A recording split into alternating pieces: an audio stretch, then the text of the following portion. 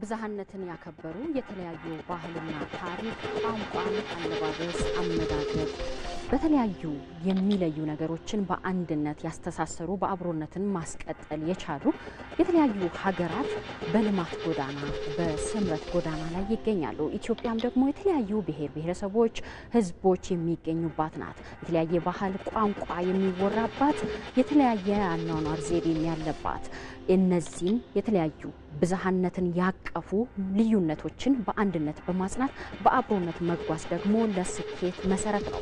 ይሄንንም በመከተል ኢትዮጵያውያን ብሔር ብሔረሰቦች የራሳቸው ማንነት የራሳቸው ቋንቋና ባህላቸውን አክብሮ የሌሎችንም አክብሮ በመቻቻል በአብሮነት በአንድነት በተሰለፉባቸው በትላንትና ጉዞዎቻቸው የተለያዩ ስኬቶችን አስመዝግበዋል። ዛሬም በጋራ በመሆን ይሄንን ስኬት የበለጠ ለማጎናጸፍ የበለጠ ወደ ልዕልና ጉዞ በጋራ በአብሮነት እየተጓዙ ይገኛሉ።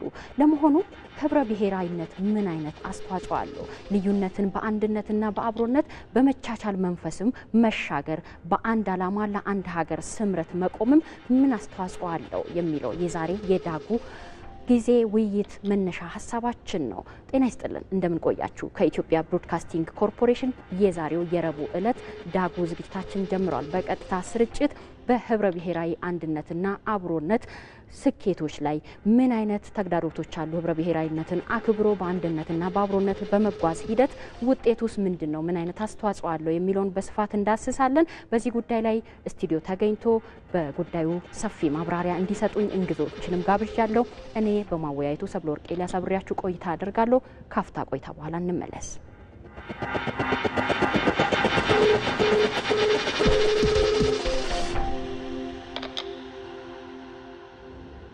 ተመልሰናል ተመልካቾቻችን። ቀደም ብዬ እንዳስተዋወቅኳችሁ የዛሬ መወያያ ርዕሳችን ህብረ ብሔራዊ አንድነት። ህብረ ብሔራዊ አንድነት ስንል ምን ማለት ነው? ህብረ ብሔራዊ አንድነት ለአንድ ሀገር እድገትስ ምን አይነት አስተዋጽኦ አለው የሚለው ዙሪያ ላይ ነው። በቀጥታ ስልክ መስመሮቻችን እየገባችሁ እናንተ መወያየት ሀሳብ አስተያየታችሁን ማጋራት ትችላላችሁ። ጉዳዩ የጋራ እንደመሆኑ በዚህ ጉዳይ ላይ ደግሞ ሰፊ ማብራሪያ እንዲሰጡን በውይይት ጊዜ አብረውኝ እንዲቆዩ የጋበዝኳችሁ እንግዶች አሉ። ከዚህ ከኢቢሲ አዲስ አበባ ስቱዲዮ አጠገቤ የሚገኙ አቶ ትግሉ መለሰ የፌዴሬሽን ምክር ቤት ጽህፈት ቤት ኃላፊ ናቸው። ከሳቸው ቀጥሎ የሚገኙት ዶክተር አብርሃም በርታ የህዝብ ተወካዮች ምክር ቤት አባልና በምክር ቤቱ የአማካሪ ኮሚቴ አባል ናቸው። እንዲሁም ከኢቢሲ አሶሳ ስቱዲዮ ደግሞ አቶ ኡስማን አህመድ ይገኛሉ። በቤኒሻንጉል ጉሙዝ ክልል የመንግስት ረዳት ተጠሪ ናቸው። እናንተም በቀጥታ ስልክ መስመሮቻችን እየገባችሁ በዚሁ ሀሳብ ልታጋሩን ጥያቄዎቻችሁን አስተያየቶቻችሁን ልታሻግሩን ትችላላችሁ። ወደ ጥያቄዎቻችን ወደ ውይይታችን እንገባለን። እንኳን ደህና መጣችሁ እንግዶቼ። እንኳን ደህና ቆያችሁ።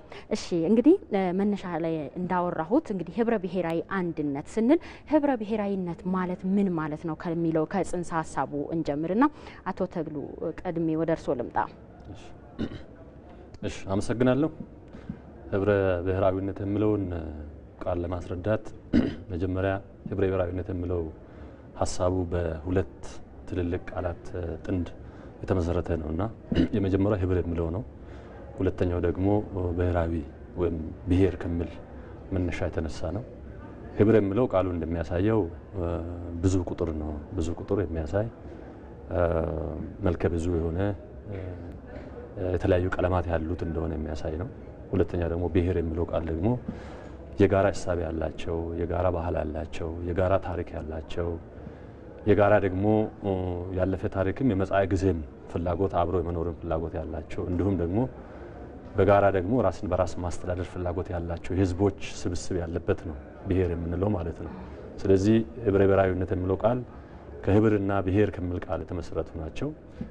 ህብረ ብሔራዊነት ነው ስንል እነዚህ ብሔር ብሔረሰቦች ልዩ ቀለማት ያላቸው መልከ ብዙ ህዝቦች በጋራ አብሮ የሚኖርበት ሁኔታን የሚያሳይ ነው ህብረ ብሔራዊነት የሚለው። ህብረ ብሔራዊ አንድነት ደግሞ የሚያሳየው ምንድነው? የህብረ ብሔራዊነት በመሰረቱ ራስን በራስ በማስተዳደር ነፃዊ አስተዳደር የራሳቸውን ታሪክ የራሳቸውን ባህል የራሳቸውን እሴቶች በትልቁ ሀገር ውስጥ የራሳቸው ፍላጎትና ባህል ቅድም በተቀመጠው መሰረት ያላቸው ህዝቦች ራሳቸውን በራስ በማስተዳደር ሂደት ውስጥ ራሱን የቻለ ክልል መስርተው ራሱን የቻለ አስተዳደር መስርተው ራሳቸውን በራሳቸው የሚያስተዳድሩበት ስርዓት ሆኖ በዚህ ውስጥ ማቀፍ ውስጥ ሆኖ ግን እንደ ሀገር ደግሞ ሀገራዊ አንድነት ውስጥ ማቀፍ ውስጥ የሚኖርበት ነው። ሀገራዊ አንድነት መገለጫዎቹ ደግሞ በርካታ ብሔራዊ ጥቅሞች ላይ የጋራ ነገር ማድረግ፣ ፖለቲካዊ፣ ኢኮኖሚያዊ፣ ሀገራዊ አቅጣጫዎች ላይ የጋራ ሀሳብ መኖር፣ የሀገር ልማት ላይ፣ የሀገር ኢኮኖሚ እድገት ላይ፣ የሀገር ሉዓላዊነት ላይ፣ የሀገር ህልውና ጉዳዮች ላይ እነዚህ ትልቆቹ ጉዳዮች ላይ የጋራ ሐሳብና የጋራን መረዳዳት ያለበት ሆኖ ግን ራስን በራስ ማስተዳደር ደግሞ በዛ ውስጥ ያለ ነው። ስለዚህ በርካታ ራሳቸውን በራሳቸው የሚያስተዳድሩ ክልሎች ያሉበት ሆኖ ደግሞ ሀገራዊ ማዕቀፍ ውስጥ በትልቅ እሳቤዎች ውስጥ የጋራ ሆነ የምንኖርበት ስብስብ ነው ብለን ነው መግለጽ እንችላለን። አመሰግናለሁ አቶ ትግሉ። ዶክተር አብርሃም ወደ እርሶ ልምጣ። ህብረ ብሔራዊነት በዚህ መልኩ ከተገለጸ ታዲያ እንዴት ነው በውስጡ ያቀፋቸው መገለጫዎች ውስጥ ምንድናቸው? ህብረ ብሔራዊነትን ያከበረ ማህበረሰብ ወይም ያከበረ ሀገር ነው ስንል እንዴት ማለት እንችላለን? ህብረ ብሔራዊነት ስንል ህብረ ብሔራዊ አንድነት ስንል የተለያዩ ማንነቶች፣ ፍላጎቶች ያላቸው ማህበረሰቦች በጋራ ታሪክ በጋራ ባህልና ራዕይ ባንድ አስተሳስሮ የያዘ ነው። መሰረታዊ ልዩነቶችን ሳይጨፈልቅ ብዙሃነትን ሊያስተናግድ የሚችል የተቀናጀ መስተጋብር ወይም ትስስር የመፍጠር ስርዓት ነው ህብረ ብሔራዊነት ስንል ማለት ነው። እና ህብረ ብሔራዊነት ለመገንባት ባህልን የጋራ ራዕይን መሰረት በማድረግ የስነ ልቦና ግንባታም ጭምር ነው። አገርና መንግስት ህዝብ በአንድ ዓላማ በአንድ አይነት አስተሳሰብ በአንድ ልሳን በጋራ አብሮ አቆራኝቶ የሚይዝ ሀሳብ ነው ህብረ ብሔራዊነት። እንግዲህ ህብረ ብሔራዊነት የተጀመረው ለረጅም ጊዜ በተለያየ ሀገራት ብዙ ክርክር ሲደረግበት የነበረ ነው። በተለይ በ1960ዎቹ 70ዎቹ አካባቢ በካናዳ ነው የተጀመረው። ወደ አጀንዳነት ወደ ምሁርነት ምሁራኖች በሰፊው ክርክር ያደረጉበት ጉዳይ ነው። በእኛም ሀገር በተለያየ ጊዜ በርካታ ክርክሮች ሲደረጉ የመጣንበት ሂደት ነው። ስለዚህ የኢትዮጵያውያን እሳቤ ለረጅም ጊዜ ተጠብቆ እንዲቆይ ትልቅ አስተዋጽኦ አድርጓል። ህብረ ብሔራዊነት የሀገራችን ስልጣኔ፣ ታሪክ፣ ባህል፣ እድገትና ልማት በህብረ ብሔራዊነት አንድነት በመቆየታችን ተጠብቀው ቆይተዋል ማለት ነው እና ህብረ ብሔራዊነት የተመሰረተው በመከባበር በመዋደድ እርስ በርሳችን በመፈቃቀር የአንዳችን ችግር የሌላችን ችግር ነው ብለን በመወሰዳችን ሀገራችን ዛሬ ላለንበት ደረጃ እንድደርስ አድርጎናል ማለት ነው። ህብረ ብሔራዊነት በመተግበራችን በርካታ ድሎች አስመዝግበናል። በርካታ የልማት ስራዎች አስመዝግበናል። ምሳሌ የአድዋን ድል ማንሳት እንችላለን። የአድዋን ድል ያደረግነው የተለያዩ የውስጥ ማንነቶቻችንን በመተው የጋራ ዓላማ ጠላት በመጣ ጊዜ የሀገር ዳር ድንበር በመድፈሩ ምክንያት ይህን ለመከላከል በአንድነት የቆምንበት ትልቅ መገለጫ ነው ብሎን መውሰድ እንችላለን። የአድዋ ድል አንዱ የህብረ ብሔራዊ መገለጫችን ነው። በልማትም በቅርቡ ህዳሴ ግድባችንን በጋራ ያስተሳስረን ኢትዮጵያን በአንድ ያቆመን ትልቅ የጋራ አሻራችን ነው። ህዳሴ ግድብ እንዳይገነባ በውስጥ የተለያዩ ሽኩቻዎች፣ ቅራኔዎች፣ ብዙ ችግሮች እንዲፈጠሩ ቢደረግም ኢትዮጵያውያን ከድህነት መውጣት መቻል አለብን፣ በአንድ መቆም መቻል አለብን የሚል የጋራ ሀብታችን ለረጅም ጊዜ ቁጭት የሚፈጥር ጉዳይ ስለነበረ በአንድነት በመቆም በልማቱም አብሮ መቆም እንደምንችል አንዱ የህብረ ብሔራዊ መገለጫችን ነው ማለት ነው እና ብዙ በርካታ ጥቅሞች ከኢኮኖሚ አንጻር በርካታ ጥቅሞች ማንሳት እንችላለን። በጋራ ስለቆምን ሀገራችንን ሳትደፈር ለረጅም ጊዜ ዛሬ ድረስ እንድትቆይ አድርገናል ማለት እንችላለን። እንመለሳለን፣ ሰፊ ውይይት እናደርጋለን። ህብረ ብሔራዊነትን በመከተላችን ምን አይነት ትሩፋቶችን አግኝተናል የሚለውንም እንመጣለን። ወደ ኢቢሲ አሶሳ ስቱዲዮ እንሻገርና አቶ ኡስማን አህመድን እናገኛለን። እንግዲህ አቶ ኡስማን ህብረ ብሔራዊነት መገለጫዎቹ ምንድናቸው? ጽንሰ ሐሳቡስ እንዴት ነው ብለን እዚሁ ከኢቢሲ አዲስ አበባ ስቱዲዮ አውርተናል። እርሶ ጋር ልምጣ። እንደ ኢትዮጵያ ባሉ ብዙ ብሔር ብሔረሰቦች ህዝቦች በሚገኙባት ብዝሃ ቋንቋ ባህል በሚገኝባት ሀገር ህብረ ብሔራዊነትን መከተል ምን አይነት አስተዋጽኦ አለው ብሎ ያስባሉ? እሺ አመሰግናለሁ። እንግዲህ ያው ህብረ ብሔራዊነትና ወይ ደግሞ አቶ ኡስማን ይሰማውታል? አዎ ይሰማኛል። ድምጾትን ትንሽ ከፍ ያርጉና ይቀጥሉ። እንግዲህ ከተነሱ ሐሳቦች አንፃር ያው ህብረ ብሔራዊ አንድነትና ወይ ደግሞ መገለጫዎችንና ምናልባት ከምንጠብቀው ስኬቶች እንደምናስበው እንግዲህ ሀገራችንና ወይ ሌሎች ሀገሮች ተሞክሮ በመናየበት ሰዓት ብዝሃነት ብዙ ይኖራቸዋል። እኛም እንደ ኢትዮጵያ ብዝሃነት ብዙ ናቸው። በሃይማኖትም ሊገለጽ ይችላል። በተለያዩ የጋራ ማንነቶችን ብዙ ናቸው። ኖርማሊ ይሄን በመተግበራችን እንግዲህ ለሀገራችን እድገትና ብልጽግና ብዙ አስተዋጽኦ እያበረከተን ያለ በአሁኑ ሰዓት እንግዲህ በብዙ መልክ መግለጽ እንችላለን። እንደ ሀገራችን በመቻቻል በመከባበርና በመደማመጥ ደረጃ ብዙ ስራዎች እየተሰሩ ነው በአሁኑ ሰዓት። እንግዲህ ያው ህገ መንግስታዊ መብቶችን ሆኖ በመቻቻል ደረጃ ብዙ ትርጉም የምንሰጣቸው ብዙ ሀሳቦች አሉ ብዬ አስባለሁ። በዚህ ደረጃ እንግዲህ ካበረከቱት አስተዋጽኦ የጋራ የሚያደርጉን ጉዳዮች አሉ። ይሄን ላይ በመደማመጥም ሆነ በመከባበር ተግባራዊ በማድረጋችን ለሀገራችን እድገት ሰላምና ብልጽግና ከፍተኛ አስተዋጽኦ እያበረከተና ማለት ነው በአሁኑ ሰዓት። ስለዚህ ይሄንንም በዛ መውሰድ እንችላለን ማለት ነው። ስለዚህ ህብረ ብሔራዊ ወይ ደግሞ ህብር የምንለው ቅድም በሚገለጸው የተለያዩ መልኮች ይኖሩናል፣ ብዝሃነትም ይኖረናል። ይሄን እንግዲህ በመከባበርም በመቻቻል እያከበርን ባለንበት ሰዓት ለሀገራችን እድገትና ብልጽግና አስተዋጽኦ እያበረከተ ያለው እንደሆነ ያው ማጉላት ያለብን እሴቶች ናቸው ብለን ነው እየወሰድን ያለ ነው ማለት ነው። አመሰግናለሁ አቶ ኡስማን። እንመለሳለን ወደ ኢቢሲ አዲስ አበባ ስቱዲዮ ዚሁ እንመለስና እንግዲህ ህብረ ብሔራዊነት ሲባል ብዙ ሀገራት በዚሁ የህብረ ብሔራዊነትን አክብሮ የሰሯቸው ነገሮች በዛ ደግሞ የመጡ ለውጦችን መዳሰስ እንችላለን። እንደው የሀገራትን ተሞክሮ ማየት ብንችል ዶክተር አብርሃም ከርሶ ልጀምር። ህብረ ብሔራዊነትን ያስቀደሙ ልዩነቶችን በአንድነት ያሸነፉ ለአብሮነት የቆሙ ሀገራት ምን አይነት ስኬቶችን ተጎናጽፈዋል ማለት እንችላለን? አንደኛ ከዚያ ማለት ምንችለው ጠንካራ ሀገረ መንግስት እንዲኖረን ያደርገናል። የተረጋጋ የፖለቲካ ስርዓት እንዲኖረን ሀገር ወዳድ ዜጋ እና ለሀገር ሉዓላዊነት እና አይደፈረነት የሚጨነቅ እና ለብሔራዊ ጥቅም በጋራ የሚቆም ትውልድ መፍጠር እንችላለን ማለት ነው። ህብረ ብሔራዊነት በትክክል የተገበሩ አገሮች የህግ የበላይነት አረጋግጠዋል፣ ሰላምን አስፍረዋል፣ የተረጋጋ ማህበረሰብ መፍጠር ችለዋል። ለአንድ ዓላማ ዛሬ ለተፈጠረው ቴክኖሎጂ እሽቅድድም ሀገራቸውን የዜጎቻችን ህይወት እንዲረጋጋ በኢኮኖሚው የበላይነት በወታደራዊም የበላይነት ይዘው ለማረጋገጥ እየተንቀሳቀሱ ያሉበት ሁኔታ አለ። እነዚህ በትልልቅ ኢኮኖሚ ያደጉ ሀገሮች ልዩነትን ቀንሰው ነው እየተንቀሳቀሱ ያለበት ሁኔታ ነው ያለው። በጋራ ትርክት የተመሰረተ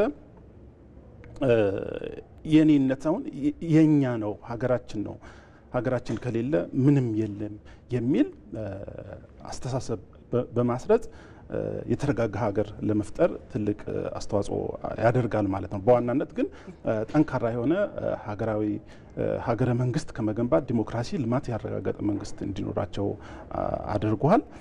የኢኮኖሚ እድገታቸውም በከፍተኛ ሁኔታ ማደግ የቻለበት ሁኔታ ማየት እንችላለን። አንደኛው ፍትሃዊ የሀብት ክፍፍል እንዲኖራቸው ያደርጋል። ሁሉም ዜጋ ወይም ሁሉም ቡድኖች በኩል በሀገሩ ቤትም አካባቢ በመስራት የሚባክን ኃይል በምንም አይነት የሚኖርበት ሁኔታ የለም። ሁሉም ወደ ምርት፣ ወደ ኃይል፣ ወደ ጥቅም የሚገባበት ሁኔታ ነው ያለው። ከዚህ አንጻር ምርትና ምርታማነት ጭምር እንዲጨምር ኢምፖርትና ኤክስፖርት የተመጣጠነበት ወይም ኢምፖርት የምናደርገው የቀነሰ ኤክስፖርት የምናደርገው የምንጨምርበት ሁኔታ ይኖራል ማለት ነው።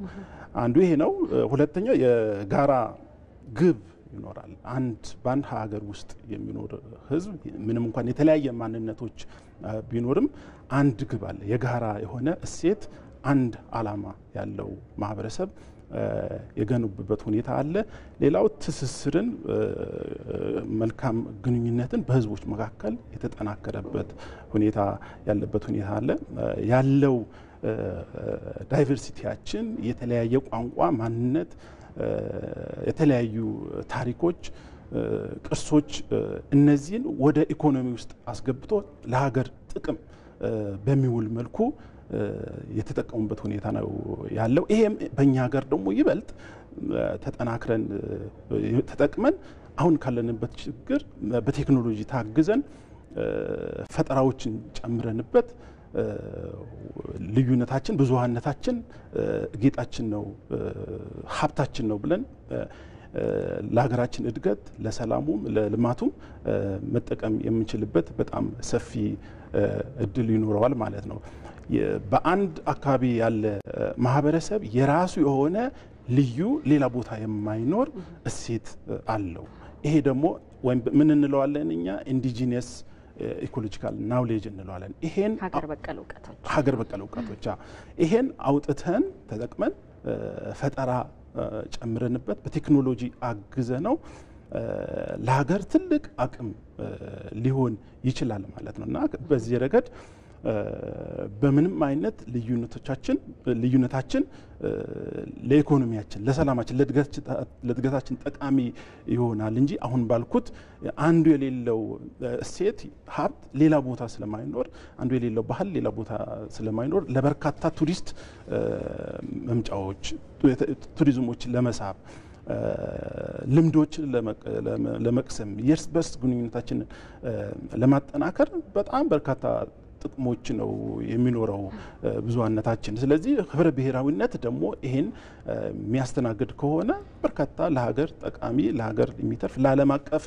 ማህበረሰብ ተሞክሮ የሚሆን በርካታ ጉዳዮች ማንሳት ይቻላል። ወደ ትግሉ ልምጣ። አቶ ትግሉ እንግዲህ ብዝሃነትን፣ ህብረ ብሔራዊነት ማለት ብዝሃነትን ማስተናገድ ነው። ብዝሃ ቋንቋ፣ ብዝሃ ባህል፣ ብዝሃ ታሪክ እሴቶችም አሉ፣ የአኗኗር ዘይቤዎችም አሉ። እነዚህ አንዳንዴ ብዝሃነት ፈተና የሚሆንበት አጋጣሚ ያለ የሚሉ እይታዎች አሉ። ግን ፈተናዎችን አልፈን እድሎችን ከመጠቀም አንጻር ህብረ ብሔራዊነት ምን አይነት እድሎችን ይፈጥራል? ምን አይነት መንገዶችን ያሳያል? ቅድም ዶክተር አብርሃም ብለዋል። ሀገር በቀል እሴቶች የተለያዩ አሉ፣ አኗኗር ዘይቤዎች አሉ፣ ለሀገረ መንግስት ግንባታ ድረስ መጥቀም የሚችሉ፣ ለሀገር ኢኮኖሚ መጎልበት ማገዝ የሚችሉ እሴቶች ጭምር ያሉበት ነውና የህብረ ብሔራዊነት መነሻው ችግሮችን ፈቶ አንድነትን አጽንቶ ለጋራ ልማት ለመጓዝ ምን አይነት እድሎችን ይሰጣል? በመጀመሪያ የኢትዮጵያ ብሔሮች ብሔረሰቦችና ህዝቦች በተፈጥሮ ራሱን የቻለ እሴቶች አሏቸው። በጋራ የመኖር፣ ብዝሃነትን የማስተናገድ፣ ሌሎችን የመቀበል እና ስለ ሌሎች የማሰብ፣ ስለ ሌሎች የመኖር፣ እነዚህ እሴቶች ማህበረሰቡ ውስጥ ረጅም ጊዜ መሰረት ያላቸው ናቸው። ከዚህ መሰረት ተነስተን የጋራ እሴቶች ደግሞ እንደ ሀገር መገንባት በጣም አስፈላጊ ነው። የጋራ እሴቶች ህዝቦች ለህዝቦች ጋር የሚያደርጉት ውይይትና ግንኙነት ብቻ መሰረት አድርገው ወይም እዛም ያበቁ መሆን የለባቸውም። ህገ መንግስታዊ መሰረት ሊኖራቸው ይገባል። የጋራ እሴቶች መገንቢያ መሳሪያዎች ውስጥ አንዱ ህገ መንግስታዊ የሆነ መሰረት ያስፈልገዋል። ህገ መንግስት የተግባቡበት ብሔር ብሔረሰቦችና ህዝቦች የተግባቡበት የጋራ የሆነ ሰነድ ነው ብለን ነው የምንወስደው። ይህ ህገ መንግስት አንደኛ የመንግስት ቅቡልነትን፣ የህግ በላይነት ጉዳዮችን፣ የህገ መንግስታዊነትን ራሱ የማረጋገጥ ትልቁ መሳሪያ ነው። በዚህ ጉዳይ ላይ መግባባት ሲኖር ብዝሃነቶቻችን በዛ ማዕቀፍ ውስጥ እንደሚፈቱ፣ መብትና ግዴታዎችም እዛ ውስጥ ስላሉ በዚህ እሳቤ ውስጥ ሁሉም ብሔር ብሔረሰቦችና ህዝቦች የጋራ እሳቤ መገንባት ሲችሉ በህገ መንግስቱና ህገ መንግስታዊነት ላይ መተማመን ሲፈጠር በዛ ጉዳይ ላይ ቅቡልነት ሲኖር ትልቁ ማዕቀፍ እሴቶችን የመሰብሰብ የህብረ ብሔራዊነትን የማረጋገጥ ብዝሃነትን በዛው ማዕቀፍ ውስጥ የመመለስ እሳቤዎቹ በጣም በስፋት መሰረት አድርጎ እዛ ልናይ እንችላለን። ከህገ መንግስት አልፎ ቅድም ለማስቀመጥ እንደሞከርኩት ህዝቦቻችን መካከል ስር የሰደደ የቆየ የመቀራረብ የመደጋገፍ አንዱ ለአንዱ የመኖር አንዱ የሌላውን እሴት የማክበር አንዱ የሌላውን ባህል የማክበር ቋንቋ የማክበር እሴቶች በጣም ሰፊ ናቸው። እነዚህን እሴቶች የተጠናቀቁ ስላልሆኑ አሁንም ድረስ ኢትዮጵያውያን ከዳር እስከ ዳር በደንብ አንተዋወቅም ብለን እናስባለን። ምክንያቱም ጎንደር ያለ ሞያሌ ሄዶ ሞያሌ ያለው ነቀምቴ ሄዶ ጌዲዮ ሄዶ እያንዳንዱን ባህልና እሴቱን የአካባቢውን ህዝብ ባህሉን እሴቶችን በደንብ ባወቀ ቁጥር የተሻለ ትስስር የተሻለ ወንድማማችነት የተሻለ የትማማችነት የመፍጠር እድሉ በጣም ሰፊ ነው። ይሄን ማረጋገጥ ስንችል ደግሞ ሀገራዊ አንድነትን ከማረጋገጥ አንፃር የምኖረው ሚና በጣም ሰፊ ነው የሚሆነው ማለት ነው። ስለዚህ በህገ መንግስት ይጀምራል። ሁለተኛ ደግሞ ህዝቦች ለህዝቦች እርስ በርስ የሚተዋወቁበት የሚተሳሰሩበትን እድሎችን መፍጠር ምቹ ሁኔታዎችን መፍጠር በጣም አስፈላጊ ነው የሚሆነው ማለት ነው። ከዛ አልፎ እንግዲህ ህብረ ብሔራዊነታችንና ብዝሃነታችንን በሚገባ በጤናማ ሁኔታ ለመጠበቅ ፍትሃዊነትንም ማረጋገጥ ይፈልጋል። ፍትሃዊ የሀብት ክፍፍል፣ ፍትሃዊ ተጠቃሚነት፣ ፍትሃዊነት ባለ ሁኔታ መወከል በሲቪል ሰርቪሱም በፖለቲካውም በተለያዩ ጉዳዮች ሁሉም በአገሪቱ ውስጥ ያለው ብሔር ብሔረሰብና ህዝብ የማይገባበት ተቋም መኖር የለበትም። የማይገባበት የመንግስት እርከን መኖር የለበትም። ለሁሉም ክፍት የሆነ ሁሉን ያቀፈ ሁሉም የሚሳተፍበት ስርዓት መገንባት ሲቻል የህብረ ብሔራዊ ስሜት በህዝቦች መካከል በስፋት ይኖራል። ብዝሃነትን የሚያስተናግድ የህገ መንግስት ስርዓት ብዝሃነትን የሚያስተናግዱ ህዝቦች የሌላውን ባህል የሌላውን ቋንቋ የሌላውን እሴት የሚያከብሩ ህዝቦች መፍጠር ከቻልን ከዛም አልፎ ደግሞ ፍትሃዊነት ማረጋገጥ በመንግስት ደረጃ ፍትሃዊነት ማረጋገጥ ከተቻለ ብዝሃነት በዚህ ማዕቀፍ ውስጥ አስፈሪ ሁኔታ ከመፍጠር ይልቅ የበለጠ እድሎችን የበለጠ ውበቶችን የበለጠ ደግሞ በጣም ብዙ ለዓለም ትምህርት ሊሆኑ የሚችሉ ተሞክሮ ሊሆኑ የሚችሉ ውበቶችን ልናሳይ የምንችልበት አጋጣሚ ሊሆኑ የሚችለው ማለት ነው። ስለዚህ ይህንን እሴቶች የጋራ እሴቶቻችን በብዝሃነት ውስጥ ለመገንባት አንደኛው የጋራ ትርክት መገንባት ይፈልጋል።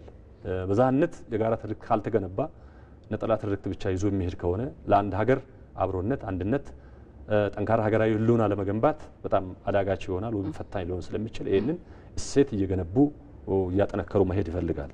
ሌላው የሲቪክና እነዚህ ትምህርቶችን ሲቪክ ትምህርቶችን የባህል ትምህርቶችን ማዘውተር ማስፋት ይፈልጋል።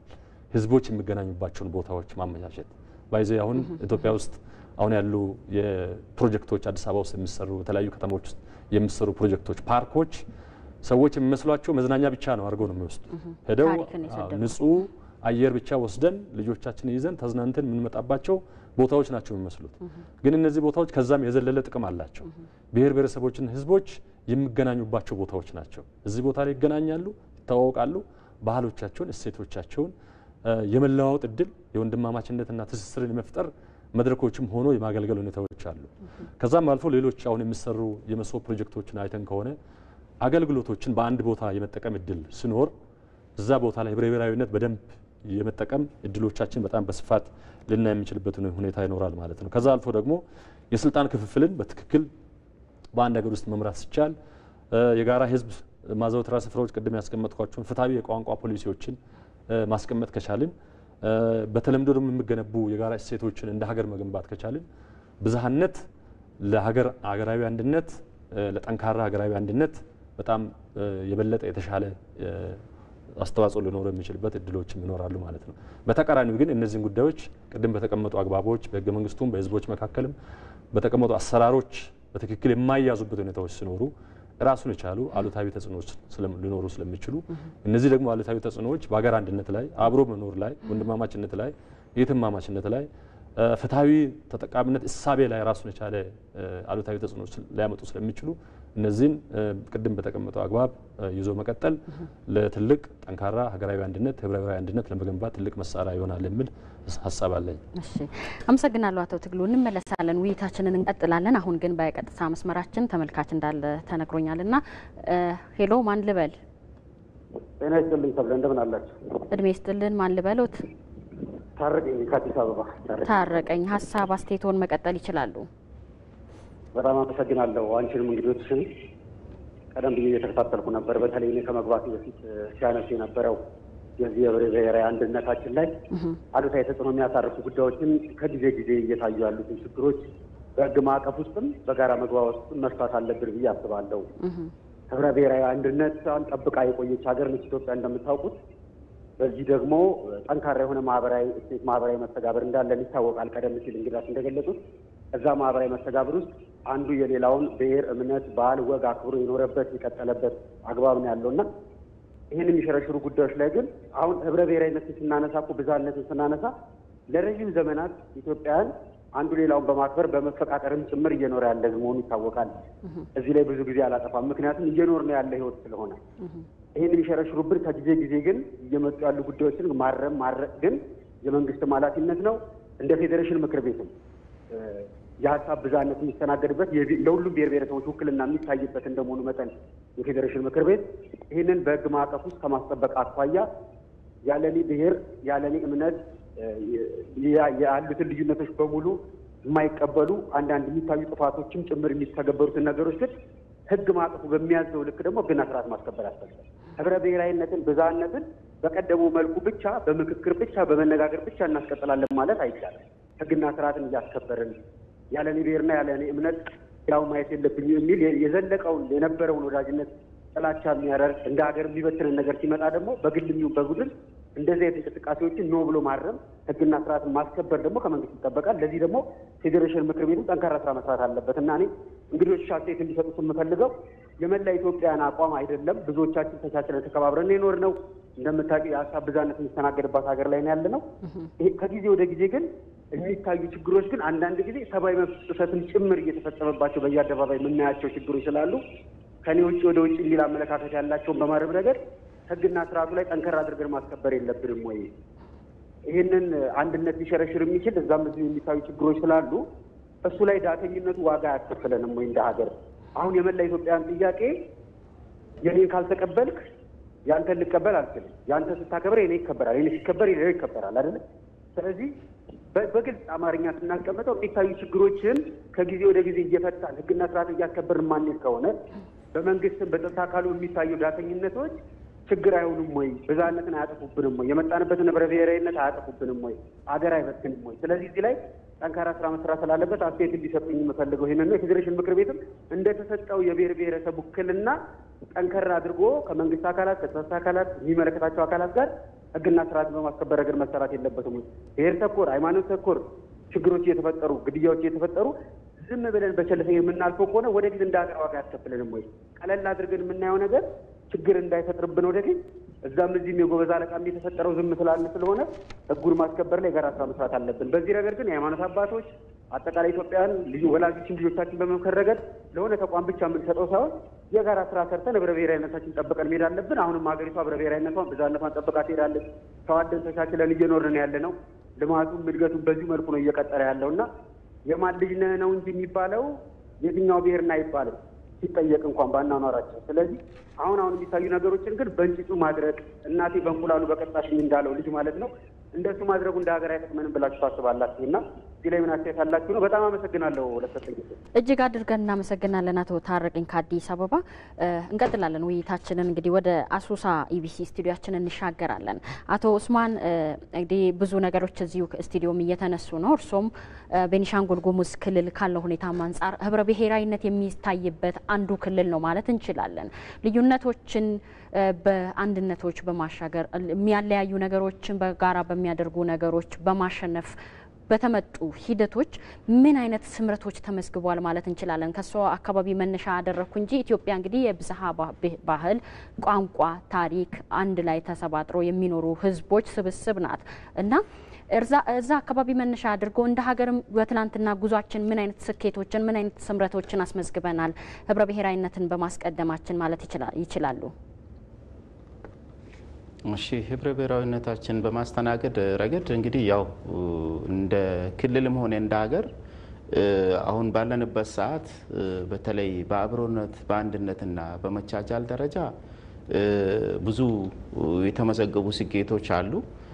በዚህ ደረጃ እንግዲህ ያው የተወሰኑ ፈተናዎችን ቢገጥሙንም ኖርማሊ ግን መንግስት ትኩረት እያደረገ ባለበት ሰዓት የህዝቦችን አንድነት ህዝቦችን ሊያቀራርቡ የሚችሉ ፕሮጀክቶች ቅድም በሚነሳው ከዚህ ቀጥሎ ደግሞ እንደ ሀገርም ሀገራዊ ምክክር ኮሚሽን ተቋቁሞ እንደ ክልላችንም ቢሆን እንደ ሀገር ብዙ ስራዎች ተሰርተዋል። ህዝቦችን ያው ሊያቀራርቡ የሚችሉ አስተሳሳሪ እሳቤዎች ወይ ደግሞ ትርክት የምንላቸው ይሄንንም ጋራ ማንነት ላይ ወይ ደግሞ ልዩነቱን ሊፈጥር የሚችሉ ነጥቦች ላይ ወይ ደግሞ ሀሳቦች ላይ የጋራ እሳቤ ይዘን ሀገራችን ለማሻገር ብዙ ስራዎች ተሰርተዋል ብለን መውሰድ እንችላለን። ይሄ ላይ እንግዲህ ያው ዘንድሮው ምናልባት የሀገራዊ ምክክር ኮሚሽን ማጠቃለያ ያገኛል ብለን እንጠብቃለን። ከእያንዳንዱ አካባቢ የማንነት ጥያቄዎች ወይ ደግሞ የጋራ ሊያደርጉን ወይ ደግሞ ሊያግባቡን የሚችሉ ነጥቦች በብዙ መልክ ተነስቶ ሊሆን ይችላል። ነገር ግን ደግሞ እነዚህ ነጥቦች በሚነሱበት ሰዓት እያንዳንዱ ብሔር ወይ ደግሞ ህብረ ብሔራዊነትን ለማጠናከር ፍላጎቶች ሊኖሩ ይችላሉ። እነዚህ ፍላጎቶች ግን በምናይበት ሰዓት ሀገርን ለማሻገር ካለው ፍላጎት አንጻር ከሚል ስለሆነ ይሄንንም በብዙ መልክ ማየት ተችሏል የሚል ሀሳቤ አለ ብዬ አስባለሁ። ስለዚህ እንደ ክልልም ሆነ እንደ ሀገር ህብረ ብሔራዊ ወንድማማችነት አንድነትና እህትማማችነት ብለን የምንላቸው ነገሮች ክልላችን እንግዲህ እንደ ምሳሌ መጥቀስ ይቻላል። እዚህ ጋር አሁን ከዚህ የተሻገረ ራሱ ከሌሎች ክልሎች ጋር አንድ ሊያስተሳስሩን የሚችሉ ግንኙነቶች ስራዎች እየተሰሩ ነው ያለው በአሁኑ ሰዓት። ስለዚህ ይሄን መልሰን ማጠናከር ነው። ፕላስ ደግሞ ለምንድነው ያስፈልገ የሚለው ነገር ደግሞ ብዙ ትርጉም አላቸው ማለት ነው። ምክንያቱም ሀገራችን ትክክለኛ አፍሪካ ተምሳሌት እናደርግ ብለን ስንነሳ አንድነታችን መደማመጣችንና መከባበራችን ወሳኝ አጀንዳ ስለሆነ በሚል ነውና እዚህ ላይ መንግስትም ሆነ ባለድርሻ አካላት ብለን የምናነሳቸው አካላት በዚህ ላይ ለሀገራችን እድገትና ሰላም ብዙ ከፍተኛ አስተዋጽኦ እያበረከቱ ነው ያለው በአሁኑ ሰዓት። ስለዚህ ህብረ ብሔራዊነት አንድነታችን ወይ እሴቱን ለማጠናከር የሁሉም ባለድርሻ አካላት ትብብር ስለሚፈልግ እንደ ሀገር እንግዲህ የብዛ ሃይማኖት ብዛ ብሔር ዳይቨርሲቲ የምንለው ለማስተናገድ በዋነኝነት መግባባት ነው ማለት ነው የሚያስፈልገው። ስለዚህ በመግባባት ደረጃ የተሰሩ ብዙ ስራዎች አሉ። እንደ መንግስት ደግሞ ይሄን የሚያጠናክር አደረጃጀቶችን በየጊዜው እና እንደዚሁም አስፈላጊ አጀንዳ ነው ተብሎ የሚነሱ ሀሳቦች ካሉ ብዙ ውይይቶችን በማድረግ ይሄን ህብረ ብሔራዊ አንድነትን ለማጠናከርና ቀጣይነት ወይ ደግሞ ዘላቂነት እንዲኖረው ይሄን ሀገራችን ወደ ተሻለ ደረጃ ለመውሰድ ብዙ ስራዎች ናቸው እየተሰራ ያሉ ማለት ነው። ስለዚህ የሚያጋጥሙ ፈተናዎችን ቢኖሩም በጥበብም ሆነ በመነጋገርም ተግባቦትን በመፍጠር ደረጃ ብዙ ስራዎች እየተሰሩ ነው ማለት ነው በአሁኑ። ስለዚህ ይሄንንም ቀጣይነት በሚኖረው መልክ እንግዲህ ዛሬ አጀንዳ ሆኖ እንደ ክልልም ሆነ እንደ ሀገርም ኢሹ ነው ተብሎ ተወስዶ እንደ ሀገርም ሰብአዊ ጥሰቶች አስተናግደን እንደነበረ ይታወቃል። ብዙ ችግሮችም እንደ ክልላችን እንግዲህ ከ4-3 ዓመት በላይ ብዙ ችግር የወደቀ ክልል ነው። አብዛኛ ብዙ ጥያቄ የነበራቸው አካላት ነበሩ። ይሄንንም ጥያቄ ምንድነው ብለን በመግባባት ደረጃ እንግዲህ የማይፈቱ ብዙ ችግሮች አሉ ብዬ አላስብም። ይሄንንም ሀሳብ በማሰባሰብ በምን ደረጃ ነው መፈታት አለበት ተብሎ ብዙ ውይይቶች የባለድርሻ አካላትን በማሳተፍ ብዙ ችግሮች ተፈተዋል ብለን እናስባለንና ይሄንንም እሴት ይዘን ዘላቂ በሆነ መልኩ ሰዎች እየተነጋገሩ ጥያቄ ያለው ሰውም ካለ በሀሳብ ደረጃ በሀሳብ መሸናነፍም እዚህ ጋር እንግዲህ የዲሞክራሲ ስርዓተ ግንባታም ልናይ እንችላለን። ምክንያቱም ሀሳብ ያለው ሰው በሀሳብ ደረጃ በሀሳብ መሸናነፍ እድል ይዞ መምጣት ስለሚችል ይሄንንም እንደ ባህልም ሆነ ወይ ደግሞ እንደ ካልቸር ወስደን በመነጋገር ደረጃ ሀገራችን ከፈተናዎች ደግሞ ማሻገር እንችላለን ብለን መወሰድ እንችላለን። በብዙ መልክ ደግሞ አንድ አስተሳሳሪ የሚያደርጉን ብዙ ፕሮጀክቶች አሉ። ቅድም ሌሎች እንዳነሱት ታላቁ ህዳሴ ግድብ ካመጣው እድል ከፍተኛ አስተዋጽኦ አበርክተዋል። ሀገራችን አንድ ያደርጉ የሚችሉ እድሎች ናቸው ብለን መውሰድ እንችላለን ማለት ነው። አመሰግናለሁ አቶ ኡስማን። እንመለሳለን እንግዲህ ወደ ስቱዲዮአችን እንመለስ። በአብሮነት በህብረ ብሔራዊነትን ባከበረ መልኩ አንድነት በመቆም በቻላችን ብዙ ስኬቶች እንዳመጡ አቶ ኡስማንም እዚያው ቤኒሻንጉል ጉሙዝ ክልል ካለውም አንጻር አንስተዋል። እንደ ሀገርም ያስገኙ ጥቅሞችን አንስተዋል። እንግዲህ ህብረ ብሔራዊነት ሲባል ልዩነቶች አሉ። ከልዩነቶችም ደግሞ ቋንቋዊ ባህልን መጥቀስ እንችላለን። ቅድም አቶ ትግሉ ሲያነሱ ነበረ እነዚህ የምሁን ላይ የሚሰሩ ፕሮጀክቶች እርስ በርስ የህዝብ ትውውቅን እርስ በርስ መግባባትን የበለጠ መተዋወቅን ያመጣሉ ብለዋልና እዚህ ውስጥ ወንድማማችነትና እህትማማችነት ይጠቀሳል። ህብረ ብሔራዊነትን ማምጣት ከተፈለገ ህዝቦች ወንድምና እህት ማለት እንግዲህ አንድ ቤተሰብ አካል ናቸው። በዛኑ ልክ መግባባት፣ በዛኑ ልክ መደማመጥ፣ በዛኑ ልክ መተሳሰብ እንዲመጣ ምን መደረግ አለበት ይላሉ? ዶክተር አብርሃም ከርሶ ልጀምር። እሺ አመሰግናለሁ። አሁን የጠቀስሽ ወንድማማችነትና እህትማማችነት ስንል የሰው ልጅ ብቻ በመሆናችን የሱን ማንነት መቀበል ማክበር እና መተግበር ጭምር ነው የሚያካትተው። የተወለደበት አካባቢ ሳይገድበው ብሔሩ ዘሩ ሳይገድበው ያን ሰው የኔ ሰው ነው ብሎ መቀበል ጭምር ነው የሚያካትተው ማለት ነው። ይሄ ደግሞ ትልቅ የሞራል ከፍታ ነው። የተከባብሮ መኖር ጭምር የሚያሰርጽ ነው። ለሀገር ግንባታ በትልቁ የሚፈለግ ትልቅ ሀሳብ ነው ማለት ነው። በሀገር መንግስት ግንባታ እንደ ኤሌክትሪክ ሲግናል የሚያገናኝ ሀሳብ ነው።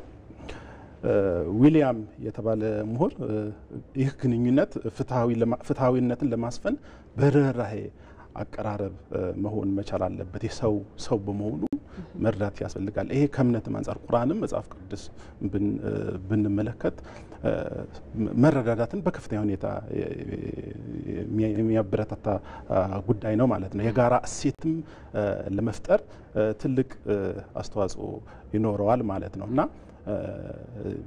በትልቁ መከባበርን ለአንድ ዓላማ ለአንድ ሀገር እድገት የመጣንበትን አካባቢ ሳይወስነን የሰው ልጅ ሰው በመሆኑ ብቻ መረዳዳት መከባበር እንዳለብን በትልቁ የሚያገናኝ ነው። በውስጣችን ያለ ነርቭ ለአንድ ስራ በጋራ እንደሚንቀሳቀስ ማለት ይሄም በዚህ አይነት መልኩ ነው ወንድማማችነት ስንል እህትማማችነት ስንል በዚህ የሚቃኝ ሁኔታ ያለ ሀሳብ ነው ማለት ነው።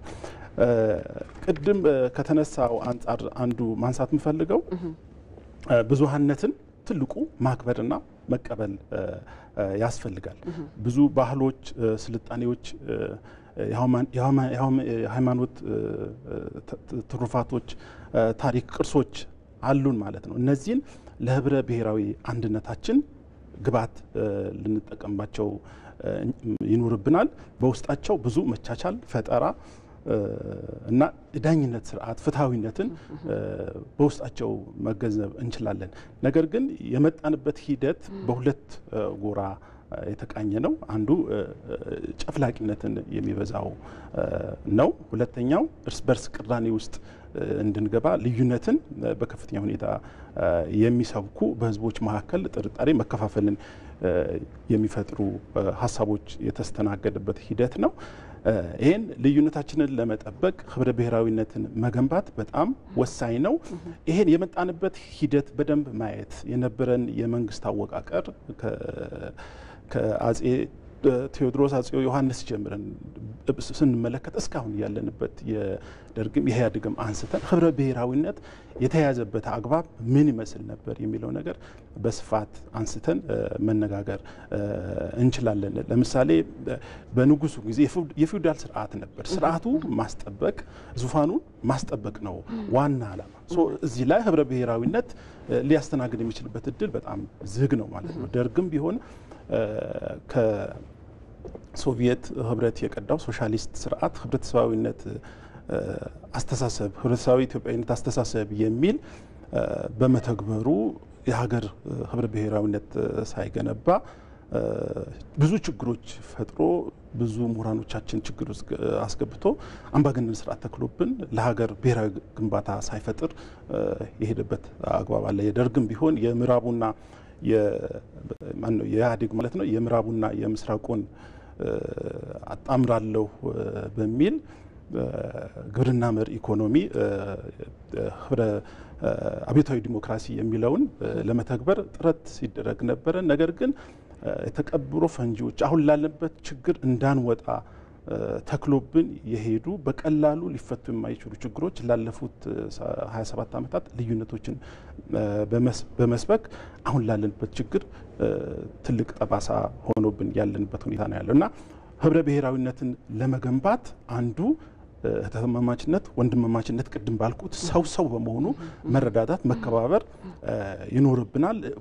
ዳይቨርሲቲያችን ብዙሃነታችን እንደ ጸጋ እንደ ሀብት ለፈጠራዎቻችን፣ ለልማታችን፣ ለእድገታችን መሰረት ናቸው ብለን ማየት ይኖርብናል። በምንም አይነት ብዙሃነታችን ልዩነታችን ሊሆን አይችልም። የአንድነታችን መገለጫ ጥንካሬ የአንድነት መንፈስ ሊሆን ይገባል የሚለው ነገር በደንብ ማየት ያስፈልጋል እና መረዳዳት፣ ብዙሃነትን መቀበል፣ ማክበር ይሄ ከሆነ ህብረ ብሔራዊነት መገንባት የምንችልበት እድል በጣም ሰፊ ነው ማለት ነው። አመሰግናለሁ ዶክተር አብርሃም። እንመለሳለን። ዶክተር አቶ ትግሉ ወደ እርሶ ልምጣ። እንግዲህ ዶክተር አብርሃም ያነሱት ነገር አለ። ትናንትና በነበሩ ሂደቶች ቅራኔን የሚፈጥሩና ጨፍላቂነትን ያስቀደሙ ሂደቶች ነበሩ። ይሄ ደግሞ ዛሬ ላይ ለሚገጥሙን ፈተናዎች ህብረ ብሔራዊነትን የበለጠ ውጤታማ አድርገን እንዳንሄድ ትንሽም እንቅፋት ሆነዋል ብለዋል። ይሄንን ፈተን ህብረ ብሔራዊነት ሲባል ደግሞ ወንድማማችነት ድረስ እህትማማችነት ድረስ ሰው በመሆናችን ብቻ አንድ ኢትዮጵያዊ በመሆናችን ብቻ ማን ነው ከየት ነው ወዴት ነው የሚለው ጥያቄ ሳይመጣ በቅድመ ሁኔታነት ሳይቀመጥ እንዲሄድ ለማድረግ ትላንትናን ዛሬ እንዴት መሻር እንችላለን? ምን መሰራት አለበት? እሺ፣ አመሰግናለሁ። ምናልባት ቅድም በመስመር ከተጠየቀው ጥያቄ ጋርም ከተነሳ ሀሳብ ጋር አብሮ ሊሄድ ይችላል። የሀሳብ ነጻነት ሁለት ነገሮችን መለየት ያስፈልጋል። አንዳንድ ጊዜ በጽንሰ ሀሳብ ደረጃ አንዱን ከአንዱ ጋር እየቀላቀልን ምሁራንም ፖለቲከኞችም በተለያዩ መድረኮች የሚወራበት ሁኔታ አለና እሱን ክሊር ማድረግ ግልጽ ማድረግ ያስፈልጋል ብዬ አስባለሁ። አንደኛ ህብረ ብሔራዊነት የሚለው ሀሳብና በእንግሊዝኛው መልቲናሽናሊዝም ነው። እሱ ግን መድበለ ባህላዊነት ደግሞ መልቲካልቸራሊዝም ይለያሉ። ሁለቱም የተለያዩ ጉዳዮች ናቸው። መልቲካልቸራሊዝም የምንለው ወይም መድበለ ባህላዊነት ብለን የምንጠራው በተቋም ውስጥም ሊሆን ይችላል፣ በአንድ ከተማ ውስጥ ሊሆን ይችላል፣ በአንድ ሰፈር ውስጥ መንደር ውስጥም ሊሆን ይችላል። የተለያዩ ቋንቋዎች፣ እሳቤዎች፣ እሴቶች፣ ባህሎች የሚተገበሩበት ወይም ልምምድ የሚደረግበትን ሁኔታ ሊያሳይ የሚችል ነው። ህብረ ብሔራዊነት የሚለው ግን በዛ ብዝሃነት ማቀፍ ውስጥ ሆኖ በተቋማት ውስጥ ሳይሆን በከተሞች ውስጥ ሳይሆን ራሳቸውን የቻሉ ራሳቸውን የሚያስተዳድሩ ክልሎች በእኛ ሀገር ኮንቴክስት ወይም አውድ ክልል ብለን ነው የምንጠራው።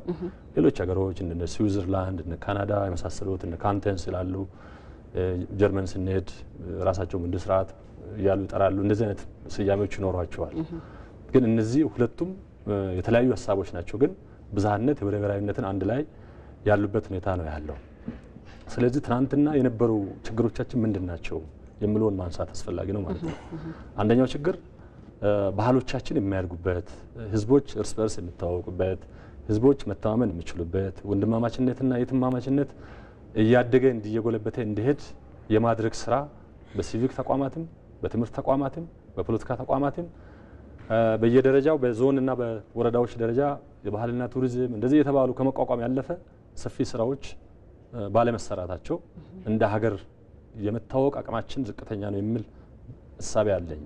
ምክንያቱም አንዱ ብሔር ብሔረሰብና ህዝብ ከሌላው ጋር እሴቱን፣ ባህሉን፣ ቋንቋውን ቅድሚያ የሚሰጣቸውን ጉዳዮቹን ትልቅ ሆኖ የምንከባከባቸውን ጉዳዮች እርስ በርስ መታወቅ ጋር ትልቅ ክፍተት ነበረብን። ይሄ ክፍተት አሁንም በየቦታው ያልተሻገርን፣ አሁንም ደግሞ ብዙ ስራ መስራት የሚጠበቅብን ይሆናል። ሁለተኛው ከህብረ ብሔራዊ አንድነት ጋር ህብረ ብሔራዊነትን ከመጠበቅ አንጻር ስንሄድ ደግሞ ክልሎች ራሳቸውን በራሳቸው እንዲችሉ ተብሎ ተቋቋሙ ናቸው። ልዩ ቅድም እንዳልነው ልዩ ታሪክ፣ ልዩ ባህል፣ ልዩ ቋንቋ፣ ራስን በራሳቸው የማስተዳደር ፍላጎት ያላቸው ራሱን የቻለ ቅርጽ ያለው መልክዓ ምድር ያለው ህዝቦች ናቸው አንድ ላይ የሚቀመጡበት ክልል ነው። ይሄ ክልል በነጻነት ራሱን ማስተዳደር መቻል አለበት ወይም ነበረበት። ግን ባለፉት ስርዓቶች ውስጥ የተገነዘብነው ወይም የምናውቀው እነዚህ ክልሎች ለስሙላ በህገ መንግስቱ ላይ መዋቅሩ ይኑር እንጂ የፌደራልና የክልል መንግስታት ይኑሩ እንጂ በፌደራልና ክልል መንግስታት መካከል የነበረው ህገ መንግስታዊ ግንኙነት፣ ህገ መንግስታዊ ዋስትና ወይም ገደብ በትክክል ሲተገበር አልነበረም። ፌደራል መንግስቱ ክልሎችን በአጠቃላይ በሁለንተናዊ ጉዳዮች ላይ ሲያሽከረክር የነበረበት፣ የክልሎች ነጻነት ያልተከበረበት፣ ክልሎች በራሳቸው ቅድም በተቀመጡት እሳቤዎች ውስጥ የራሳቸውን መንግስት የራሳቸውን ክልላዊ አስተዳደር ችለው ማስተዳደር እንዲችሉ እድል ያልነበረበት ሁኔታዎች ነበሩ ማለት ነው። ስለዚህ ከባህልም አንፃር መደበለ ባህላዊነትን ከማሳደግም አንፃር ራሱን ቻለ ችግር ነበረው። ህብረ ብሔራዊነትን ደግሞ ክልሎችን ነጻነት ጠብቀው የራሳቸውን ባህልና እሴቶቻቸውን የመገንባት የራሳቸውን ህዝቦች የራሳቸውን ታሪክ የራሳቸውን ባህል የራሳቸውን መጻኢ ጊዜ ፕሮጀክቶችን በጋራ የመገንባት እሴቶችን በትክክል የጠበቀ አልነበረ። እነዚህ ችግሮች አሁንም ችግር ሆነው ይመጣሉ። አሁንም ችግር ሆነው መጥተው በተለያዩ አካባቢዎች የምናያቸው ችግሮች አሉ። እሱም ላይ ጥንቃቄ መውሰድ ያስፈልጋል። በየቦታው በየከተማው ደግሞ አንዳንድ ቦታዎች ላይ የሚፈጠሩ ጉዳዮች እነዚህ የመንግስታት ጉዳዮች አይደሉም። ክልል ከክልል ጋር ያሉ ጉዳዮች አይደሉም። ፌደራል መንግስት ከክልል ጋር ያሉ ጉዳዮችም አይደሉም። በፊት የነበሩን ትርክቶቻችን ነጠላ ትርክቶች ናቸው። በዚህ ነጠላ ትርክት ውስጥ የተገነቡ ኃይሎች አሉ፣ ፖለቲካ ኃይሎች አሉ። አሁን እየተገነባ ያለው ደግሞ የወል ትርክት ነው። የጋራ ትርክት፣ ብሔራዊ ትርክት በጋራ ሀገራዊ አንድነት ላይ የበለጠ ትኩረት የሚሰጥ ብዝሃነትን ሳይጨፈልቅ ለብዝሃነት በቂ የሆነ ከለላ ጥበቃ ሰጥቶ ሀገራዊ አንድነቱን ደግሞ ጠንካራ መሰረት ላይ መጣል ስራ እየተሰራ ነው ያለው። ይሄ ያልተመቻቸው ኃይሎች በተለያዩ አጋጣሚዎች ከዚህ ትርፍ ያላቸው በዚህ በልዩነት ውስጥ ንግድ የሚነግዱ በዜጎቻችን በብሔር ብሔረሰቦችና ህዝቦች ደም የሚደሰቱ ከዛ ውስጥ ትርፍ የሚያገኙ ቀንና ማታ እነዚህ ስኬቶቻችን የወል ትርክት የመገንባት ሂደቱ ሀገራዊ አንድነት የመገንባት ሂደቱ ወደ አንድነት የመምጣት ሂደቱ ለነሱ ትርፋማ ስለማያደርጋቸው ኪሳራ ውስጥ ስለሚከታቸው እነዚህን ለመከላከል ስሉ የሚያደርጓቸው በየቦታ አንዳንድ ቦታ እዛም እዚህ የሚፈጠሩ ችግሮች ባህልን መሰረት አድርጎ ብሔርን መሰረት አድርጎ ቋንቋን መሰረት አድርጎ የሚደረጉ የሚሰነዘሩ ጥቃቶች ችግሮች ይኖራሉ። እነዚህ ችግሮች መንግስታዊ አይደሉም፣ የፌደራል መንግስትም አይደሉም፣ የክልሎች መንግስታትም ጉዳዮችም አይደሉም፣ የህዝባዊም አይደሉም፣ ማህበረሰባዊም አይደሉም። እነዚህ ቡድኖች ናቸው፣ ልዩ ፍላጎት ያላቸው ቡድኖች ናቸው። ስለዚህ ይህን ካልን ቀጣይ ምንድነው ማድረግ ያለብን? ሁሉም ብሔር ብሔረሰብ በቋንቋው በእሴቱ በባህሉ ባለበት ቦታ ባለበት ክልል ባለበት ከተማ በሰላም በእኩል መብቱ ተከብሮለት መኖር አለበት ነው ትልቁ ጥያቄ። ይሄን ለማድረግ ቅድም ስለ ሀገረ መንግስት ግንባታ ነው እየተነጋገርን ያለ ነው። እዚህ ሀገር ውስጥ ሀገረ መንግስት ግንባታችን ያልተጠናቀቀ ቢዝነስን ተብሎ የሚወሰድ ነው። ይሄን ማጠናከር ይፈልጋል። የህግ የበላይነት ሊረጋገጥ የሚችለው ተቋሞቻችን ጠንካራ ሲሆኑ ነው። ምን ማለት ነው ይሄ ማለት? ለምሳሌ የፖሊስ ተቋማችን በእውቀት በክህሎት በአስተሳሰብ በአመለካከት የጠነከረ የዳበረ ሀገራዊ አንድነት ላይ መሰረት ያደረገ እሳቤ የያዘ ህግ አስፈጻሚው አካል ላይ ይሄ እሳቤዎች በትክክል የተስፋፉበት በጠንካራ መሰረት ላይ የተገነባ ህግ አውጪውም ይሄን መሰረት አድርጎ ትክክለኛ የሆነ ህግ ጥበቃ የህግ ከለላ ሊደረግ የሚችሉባቸውን ጉዳዮች የህግም የፖሊስም ማዕቀፍ አዘጋጅቶ መጠበቅ ሲችል እነዚህን አካላት የሚያደርሱትን አሉታዊ ተጽዕኖች እየቀነስን ሀገራዊ አንድነት ስራችንን ፕሮጀክቶቻችንን የበለጠ ከፍ እያደረግን እየሰራን ውጤታችን እየጨመርን የምንሄድበት ይሆናል ማለት ነው። እሺ አቶ ትክሉና አመሰግናለን። ውይይታችንን እንቀጥላለን። አሁን ተመልካች አስተያየት ሊሰጥ ስልክ መስመር ላይ እንዳለ እየተነገረኝ ነው። ሄሎ እንተዋወቅ እስቲ ማን ልበል? እኔ ጀማል እባላለሁ። ሄሎ ዝዋይ ጀማል እባላለሁ ከዝዋይ። እሺ ድምጾትን ትንሽ ከፍ ያርጉና ሀሳቦትን ይቀጥሉ አቶ ጀማል። እሺ በጣም ከኔ በፊት የተናገሩት ሀሳብ ሰጪ በጣም አመሰግናለሁ። እኔ በጣም ቆንጆ ሀሳብ ስለተናገሩ እኔም እይታ ይሄ ህብረ ብሔራዊ አንድነት የአንድ ሀገር ህዝቦች በራሳቸው ፈቃደኝነት በራሳቸው እውቅና በጋራ የሚያቋቁሙት የጋራ ጣራ ነው። ይሄ ህገ መንግስትን ያማከለ ማንነታቸውን እውቅና የሰጠ ሁሉም በጋራ የመሰረቱት የበላይ የበታች የሚባል ነገር ሳይኖር በእኩልነት የኖሩት በእኩልነት የገነቡት ትልቅ ሀገር ሉዓላዊ ሀገር ማለት ነው። ይሄ ህብረ ብሔራዊ አንድነት ማለት በጋራ ያቋቋሙት በእኩልነታቸው በልዩነቶቻቸው በቋንቋቸው በባህላቸው የተከበሩበት ራሳቸውን የሚያዩበት በጀግንነታቸው ለሀገሩን ችግር በጋራ የሚፈቱበት የጋራ አንድ አደጋ ቢመጣ በጋራ የሚቋቋሙበት ከወሎ አንድ ተነስቶ እስከ ቦረና ድረስ ያለውን በአደጋ ጊዜ ባለፈው ጊዜ እንዳየነው አንዱ የሚረዳዳበት ይሄ ነው ሀገር ማለት። እንግዲህ ህዝቦች በጋራ ያቋቋሙት በጋራ ያካበቱት ልምድ የህግ በላይነት የጋራ ያጸደቁት ህግ የጋራ ህጋቸውን እና ይሄ ነው የአንድ ሀገር ህብረ ብሔራዊ አንድነት የሚባለው። ይሄ ሀገራችን ውስጥ የነበረው ችግር ይሄ ነው። ይሄ ያልተከበረበት በምንም አይነት ሁኔታ የህዝቦች ነጻነት፣ የህዝቦች እኩልነት፣ ራስን የማስተዳደር ራሱን በራሱ የማስተዳደር ባህሉን፣ ቋንቋውን ይሄ ብዙ ጊዜ የኖርንበት የታየበት አይደለም። አሁን ይሄ ነው አሁን መድረግ ያለብን፣ መቀየር ያለብን፣ መገንባት ያለብን። አሁን ግንባታ በአንድ ጊዜ የሚቆም ነገር አይደለም። ግንባታው እያደገን እየተዋወቀን እየገነባን የሚሄድ ጉዳይ ነው። በአንድ ጊዜ የምናቋቁመው ነገር አይደለም፣ የምንማር ሂደት ነው። ይሄ ሂደት ደግሞ እያንዳንዱ ህዝብ እያንዳንዱ የአንድነቱ ጥርቅም እያወቀ የሚሄድበት፣ እያንዳንዱ ሲለይ ደግሞ ጉዳቱ እንዳለ እያወቀ የሚሄድበት ነው። ስለዚህ ይሄ ደግሞ ህዝብ የሀገር የፖለቲካ ጉዳይ አይደለም። ይሄ በጣም መሰረታዊ የሆነ የህዝብ አንድነት የተፈጥሯዊ ነው። የጋራ መሬታቸው ምን ይመስላል? ቆላ ደጋ ውስጥ ባህሎቻቸው ውስጥ ኢኮኖሚያቸው ውስጥ የኢኮኖሚ ተደራሽነት አንዱ ጋር ያለው አንዱ ጋር የለም። አንዱ ጫፍ ያለው አንዱ ጫፍ የለም። ይሄ ደግሞ የተደራሽነት የኢኮኖሚ ተደራሽነት፣ የትምህርት፣ የመገናኛ ብዙሃን መሰረታዊ ለኑሮ የሚያስፈልጉ ነገሮች ለእያንዳንዱ በተቻለ እንደየአቅማችን ደግሞ ያ ማህበረሰብ ነው እንግዲህ ያንን ማህበረሰብ እያነቃቀን የምናደርገው ነገር ነው።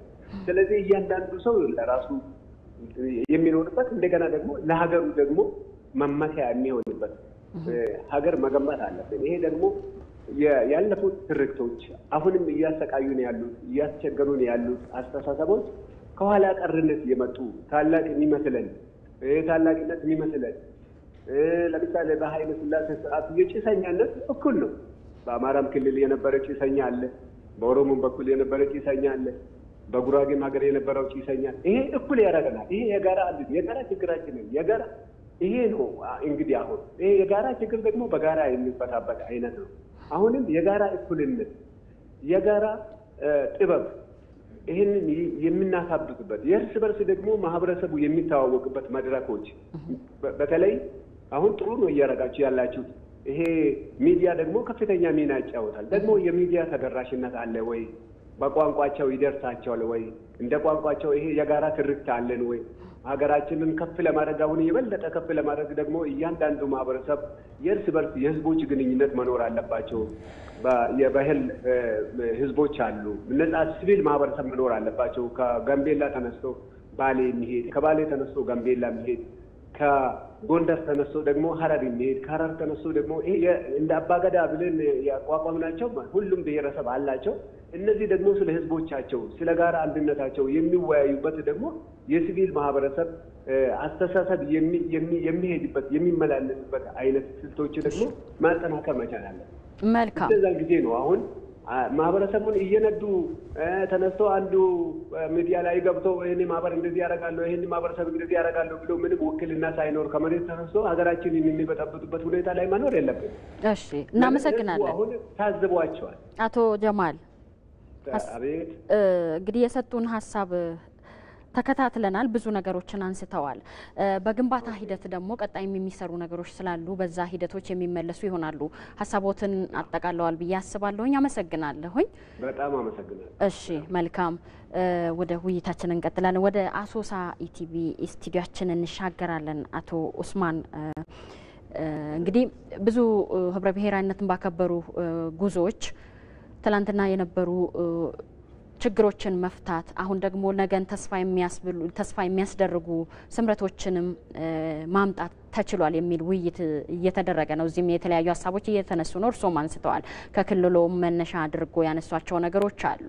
ትላንትና ህዝቦች በጋራ በቆሙበት የህዳሴ ግድብን የመሳሰሉ ትልልቅ ፕሮጀክቶችንም ማሳካት ይችላል የሚሉ ነገሮች አንስተዋል እና በቀጣይ ይሄንን አጠናክሮ ለማስቀጠል ህብረ ብሔራዊነትን ያከበረ አብሮነት ላይ አንድነት ላይ ለሀገር ግንባታ ለሀገር ልማት የሚሆን ህብረተሰብን ለመፍጠር ያሉ ችግሮችን ቀርፎ ከመጓዝ አኳያ ምን መሰራት አለበት ይላሉ?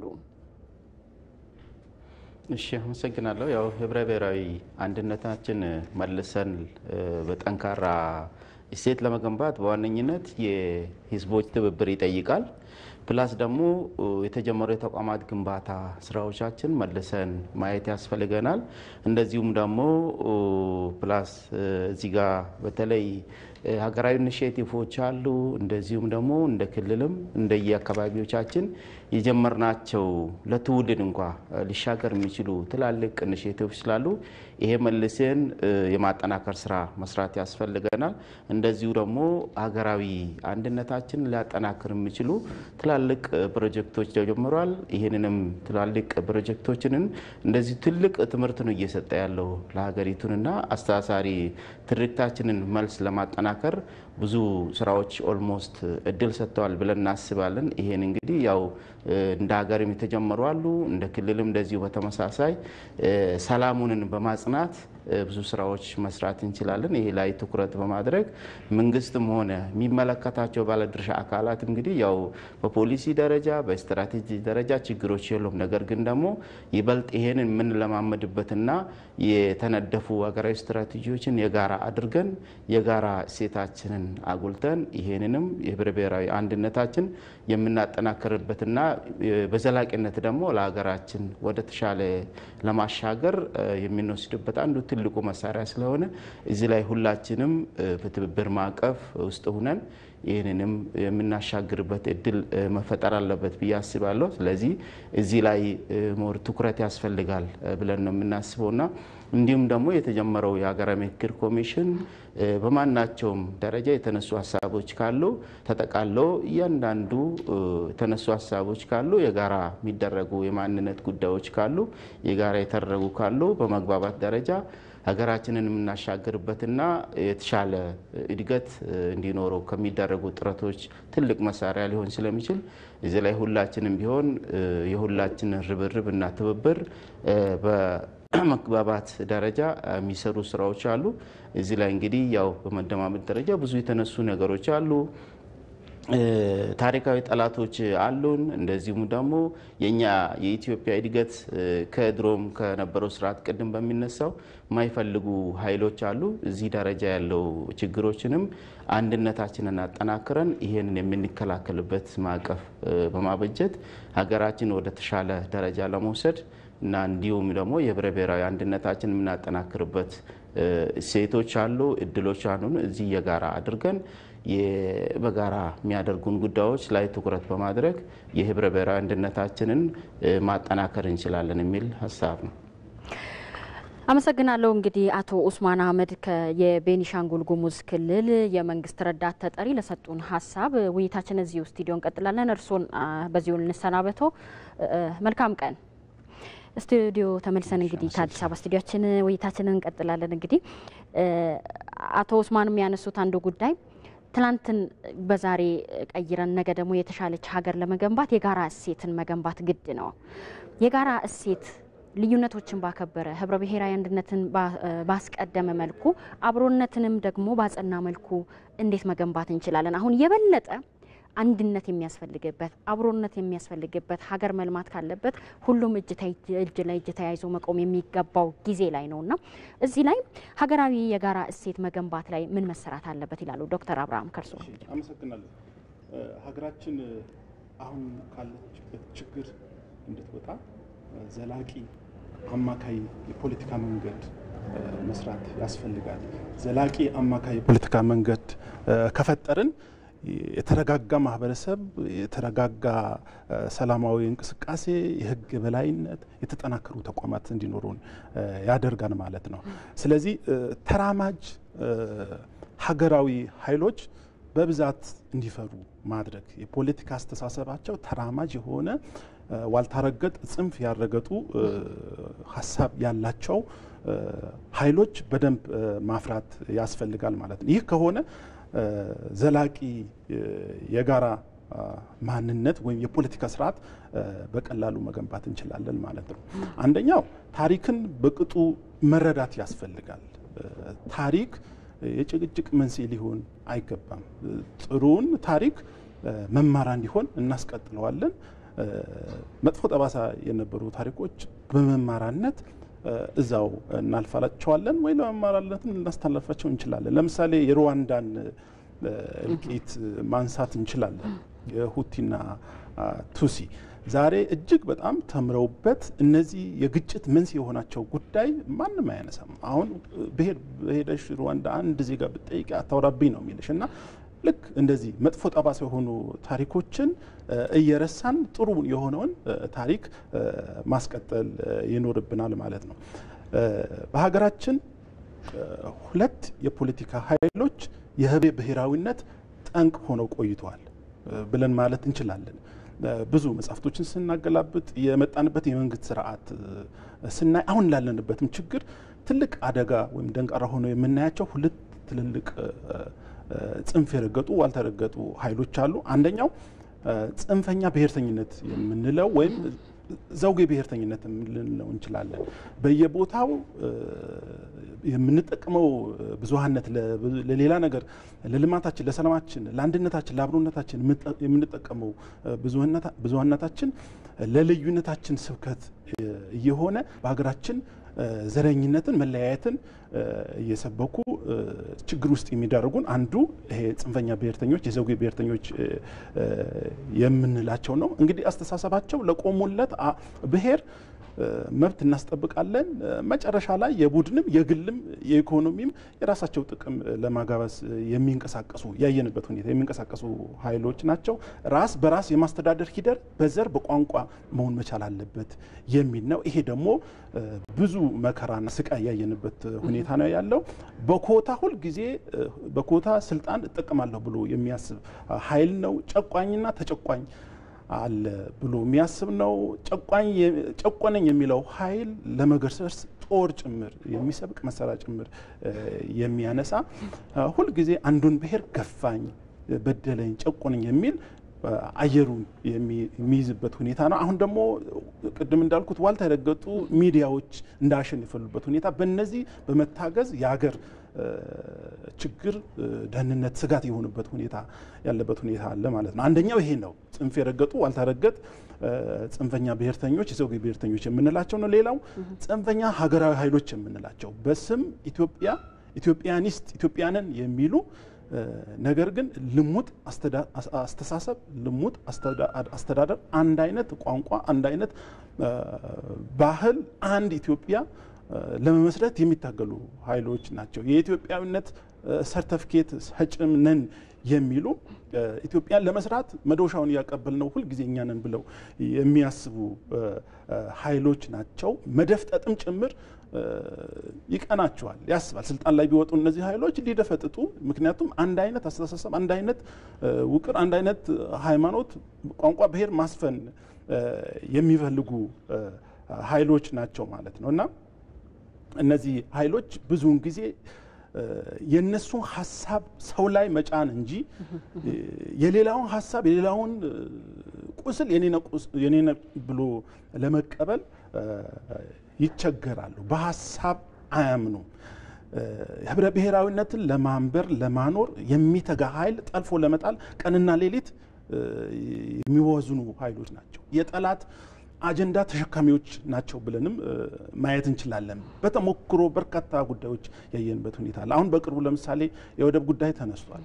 ወደብ ለሀገራችን እጅግ ህልውናዋን የሚያስቀጥል ኢኮኖሚያችን ሊያሳድግ የዛሬ ያለንበት የዕለት ተዕለት ኑሯችን በእጅጉ ሊያሳድግ የሚችል ጉዳይ ነው። የወደብ ጉዳይ የሀገራችን ሁሉና በትልቁ የሚያረጋግጥ በዚህ ጉዳይ ላይ እንኳን ኢትዮጵያን አያስፈልጋትም ብለው ከጠላት ጋር አብረው የሚሰለፉ የህዳሴ ግድብ እንዳይገነባ የጠላት አጀንዳ ተሸክመው የግብጽ አጀንዳ ተሸክመው ህዳሴ ግድባችን እንዳይገነባ ጥረት ሲያደርጉ የነበሩት እነዚህ ጽንፈኛ ኃይሎች ኢትዮጵያኒስት ናቸው በብዛት።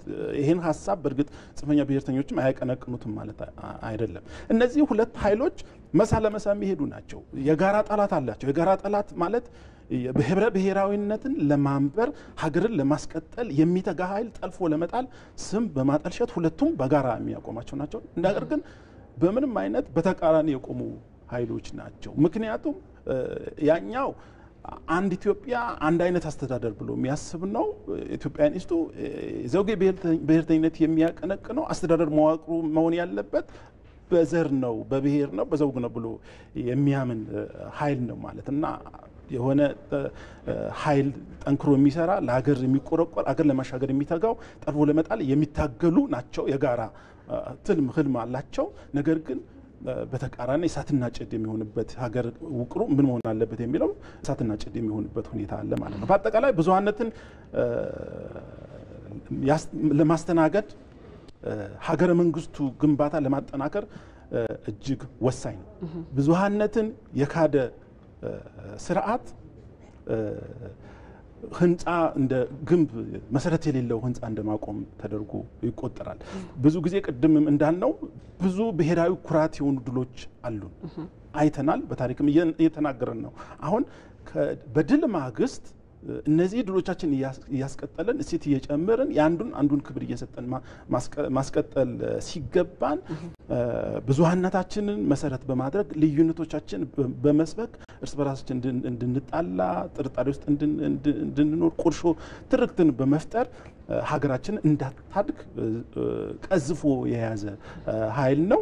ስለዚህ በቀጣይ መደረግ መቻል ያለበት ተራማጅ አስተሳሰብ ህብረ ብሔራዊነት የሚቀበል ብዙሃነትን የሚያስተናግድ ሐሳብ አስተሳሰብ ያለው ዘላቂነት ያለው የፖለቲካ ስርዓት መገንባት መቻል ያስፈልጋል። የኢትዮጵያ ነባራዊ ሁኔታ በቅጡ መረዳት ያስፈልጋል። አሁን ባለው ሁኔታ አንዱን ጨፍልቆ ሌላውን ለመግዛት መሞከር የማይታሰብ ነገር ይሄ መገንዘብ ያስፈልጋል።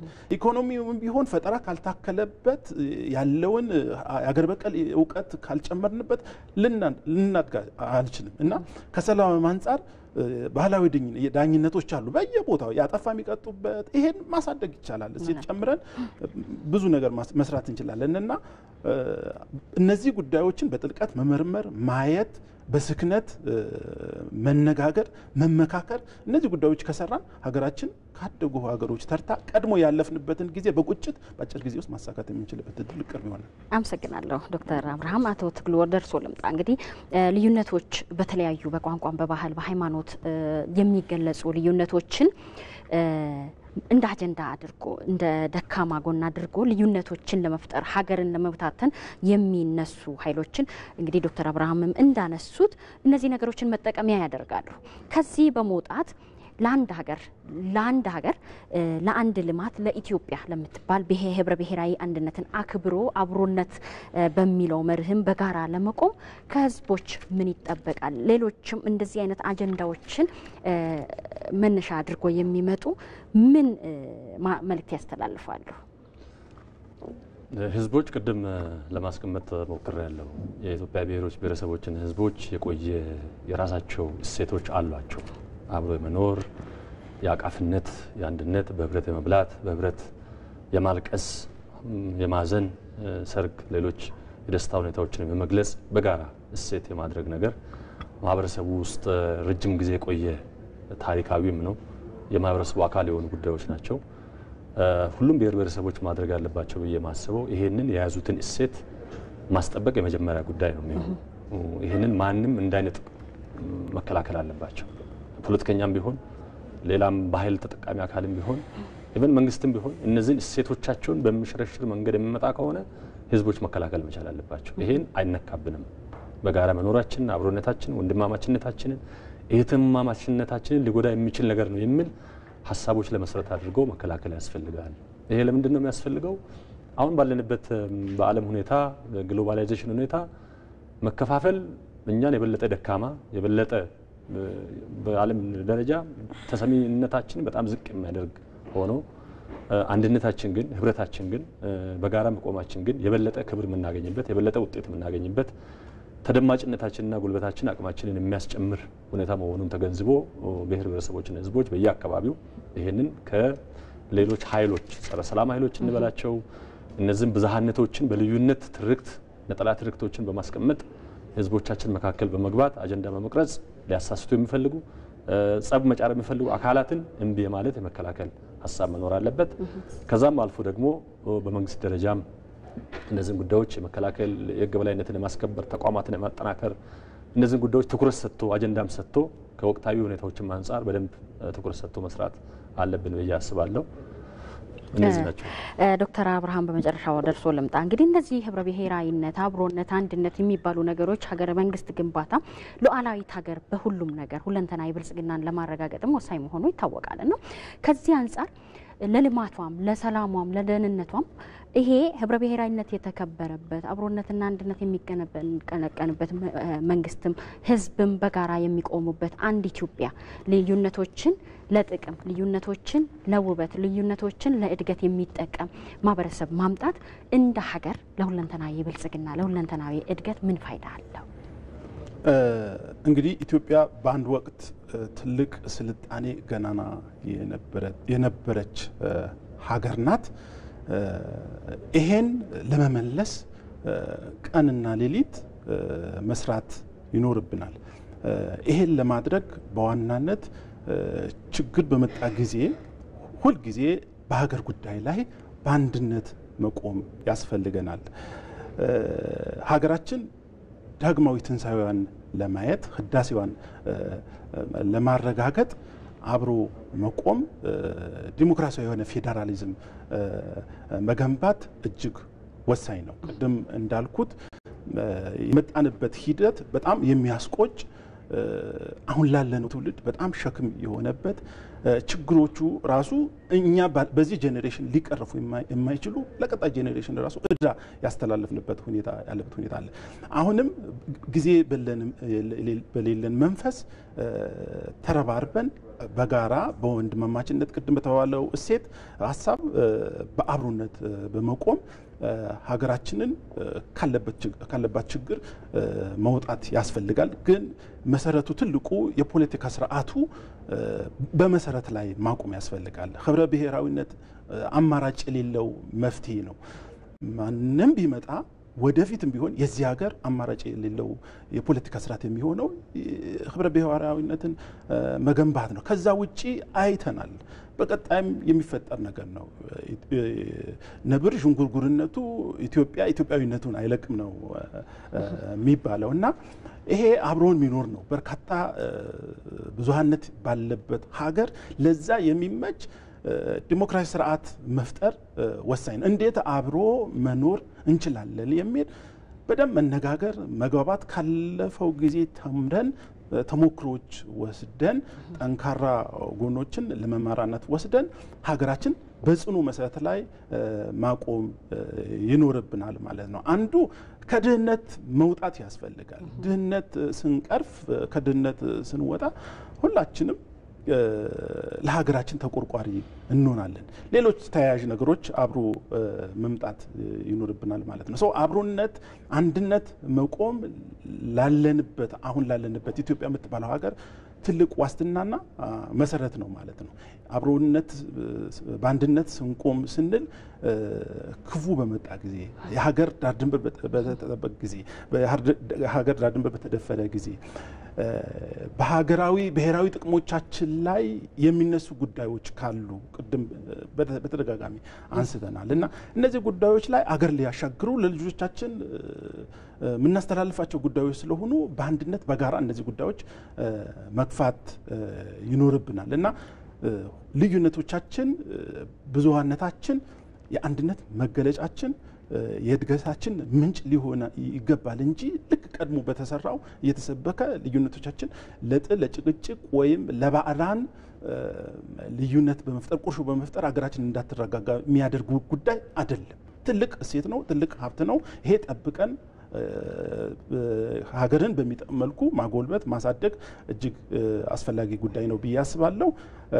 ስለዚህ አብሮ መቆም ህብረ ብሔራዊነትን ማሳደግ የአንዱን ጉዳይ የኔ ጉዳይ ነው ብሎ ማሰብ መደገፍ ማክበር መቀበልም ጭምር የሚያስፈልግ ጉዳይ ነው ማለት ነው። እኔ አመሰግናለሁ ዶክተር። በመጨረሻ አቶ ትግሉ ወደ እርሶ ልምጣ። እንግዲህ አብሮነት የሚመጣው ከህብረ ብሔራዊነት ነው መነሻው ብለናል እና በዲፕሎማሲው ረገድም ቢሆን አብሮ የታየ በአንድነት የቆመ ህዝብ ኃይሉ ትልቅ ነው። አብሮነት ትልቅ ጉልበት አለውና ከዛ አንጻርም ምን አስተዋጽኦ አለው የሚለውን ባጭሩ ቢገልጹልኝ። ቅድም ለማንሳት እንደሞከርኩኝ አሁን ያለንበትን ዓለም አቀፋዊ ሁኔታዎችን መገንዘብ አንዱ አስፈላጊ ነው። ውስጣዊ ጉዳያችን ብቻ አይደለም። በውስጣችንም ካልጠነከርን በዓለም አቀፍ ፍላጎቶች ውስጥ አብረን መሄድ አንችልም። እንደ ሀገር ውስጥም አንድ ላይ ስንሆን ስንተባበር በጋራ ስንቆም ትልቅ ህዝብ ጠንካራ ህዝብ መሆን እንችላለን። አሁን ያለው የመደመር መንግስት እሳቤ አንዱ መሰረቱ ኢቨን ከህብረ ብሔራዊነትም ያለፈ ከመድበለ ባህላዊነትም ያለፈ ትናንት የነበሩን ደካማ ነገሮቻችንን የሚለያዩ ጉዳዮቻችንን እየተወን ወደ አንድ መምጣት ወደ ጋራ ሀሳቦች የመሰብሰብ የጋራ እሳቤ ላይ ሀገራዊ አንድነታችን ሀገራችንን የመገንባት ሀገር መንግስት ግንባታችን እዛ ላይ እንድናደርግ የሚል እሳቤ ነው ያለው። አሁን ባለንበት ሁኔታ በርካታ ዓለም አቀፍ ሁኔታዎች የሚያሳዩት አንድ መሆን መጠንከር እንዳለብን ነው። በጋራ መሰብሰብ እንዳለብን ነው። አንድነት ላይ ተመስርቶ ጠንካራ ሀገር ካልገነባን፣ ጠንካራ ኢኮኖሚ ካልገነባን፣ ጠንካራ ፖለቲካ ስርዓት ካልገነባን፣ ጠንካራ ዲሞክራሲ የራሳችን የቻለ ካልገነባን ሌላው ኃይል በፈለገ ሰዓት እየገባ በፈለገ ሰዓት እኛን ማሽከርከር እንዲችል እድል የምንፈጥርበት ሁኔታዎች ይኖራሉ ማለት ነው። ይሄን በፍጹም መፍቀድ የለብንም። አሁን ጊዜውም ያን የሚፈቅድ አይደለም ማለት ነው። ስለዚህ ህዝቦች መቆም ያለብን አሁን በወል ትርክት ላይ ብሔራዊ ጥቅም ላይ የጋራ ጉዳዮቻችን ላይ የሀገር ህልውና ጉዳዮቻችን ላይ የሀገራዊ ልማቶቻችን ላይ ሀገራዊ ገጽታዎቻችን ላይ ትልቁ ነገሮቻችን ላይ እሱ ላይ ትኩረት አድርገን ሁላችን መቆም ይሄን ሀገር ትልቅነት ለማረጋገጥ የተሻለ ደረጃ ትናንት የነበርንበት የሚለው ራሱን የቻለ ሀሳቦች አሉ። የተለያዩ ምሁራንም ታሪክ ተመራማሪዎችም ፖለቲከኞች የሚያነሱት አሁን እኛ መሄድ የምንፈልገው ትናንት ወደ ነበርንበት ስልጣኔም አይደለም ከዛ ከፍ ያለ መጻኤ ጊዜ የሚፈልገውን አሁን ዓለም አቀፍ ሁኔታዎች የሚፈልጉትን ስልጣኔ በጣም ከፍ ያለ ስልጣኔ ውስጥ ገብተን ዓለም አቀፍ ደረጃ ላይ ያለን ተወዳዳሪነታችን መጨመር ዲፕሎማሲያችንም ደግሞ ስናይ የኛ ዲፕሎማሲ ለብቻችን የምንሄድበት አይደለም። አብሮ የመቀጠል ዲፕሎማሲ ነው። ከጎረቤት ሀገሮቻችን ጋር ያለን ዲፕሎማሲ ከሌሎች ዓለም ሀገራት ጋር ያለን ዲፕሎማሲያችን ለኢትዮጵያ ብቻ የሚል ሳይሆን በጋራ የመልማት በጋራ ተጠቃሚነት ላይ መሰረት ያደረጉ ናቸው። አሁን የህዳሴ ግድባችንም ከዚህ አንፃር አይተን ከሆነ ግድቡ የገነባ ነው እኛ ነው የኢትዮጵያ ሀብት ነው። ግን ሌሎች ሀገሮችን ኤክስክሉድ የሚያደርግ አይደለም። እነሱን ከጥቅም ውጪ የሚያደርጋቸው አይደለም። ግን በመተባበር ላይ በመነጋገር ላይ መሰረት ያደረገ የጋራ ተጠቃሚነት ላይ መሰረት ያደረገ ከዚህ የሚገኘው ኃይል የኤሌክትሪክ ኃይል ሌሎች የውሃ ሌሎች ጉዳዮችን ፕሮጀክቶችም የሚገኙ ውጤቶች ሁሉም እዚህ አካባቢ ያሉ ሀገሮች በጋራ መጠቀም የሚችሉበት ሁኔታዎችን ታሳቢ ያደረገ ለዛ ደግሞ ክፍት ያደረገ ዲፕሎማሲ ስርዓት ነው የምንከተለውና እኛም ብሔር ብሔረሰቦች በዚህ ሀሳብ ውስጥ በጋራ በመቆም ሀገራችንን ከፍታ ማረጋገጥ ሀገራችንን ህዳሴ ማረጋገጥ ሀገራችንን ሁለንተናዊ ብልጽግና ማረጋገጥ ኃላፊነት አለብን የሚል ነው። አመሰግናለሁ። እንግዲህ ተመልካቾቻችን በዛሬው የዳጉ ዝግጅታችን ህብረ ብሔራዊ አንድነትን እንዴት ማጽናት እንችላለን፣ የተሻገረች ሀገርን ለመፍጠር አብሮነትና አንድነትን ያስቀደሙ ህዝቦችን ለመፍጠር እስካሁን የተመጣበት ሂደት ምን ይመስላል፣ በቀጣይም እንዴት መቀጠል አለብን በሚል ዙሪያ ሰፊ ውይይት አድርገናል። እዚሁ ስቱዲዮ ተገኝተው ከኔ ጋር ውይይቱን የተለያዩ ሀሳቦችን በማንሳት ዶክተር አብርሃም በርታ የህዝብ ተወካዮች ምክር ቤት አባልና በምክር ቤቱ የአማካሪ ኮሚቴ አባል እንዲሁም አቶ ትግሉ መለሰ የፌዴሬሽን ምክር ቤት ጽህፈት ቤት ኃላፊ እንዲሁም ከአሶሳ ኢቢሲ ስቱዲዮአችን አቶ ኡስማን አህመድ በቤኒሻንጉል ጉሙዝ ክልል የመንግስት ረዳት ተጠሪ በጋራ በመሆን ነበር። ተመልካቾች እናንተም ሀሳብ አስተያየት እየሰጣችሁን በመከታተልም አብራችሁን ስለቆያችሁ እናመሰግናለን። እንግዶቼም ለነበረን ጊዜ እጅግ አድርጌ አመሰግናለሁ። የዛሬው የዳጉ ዝግጅታችን በዚያ በቃ። ሰላም።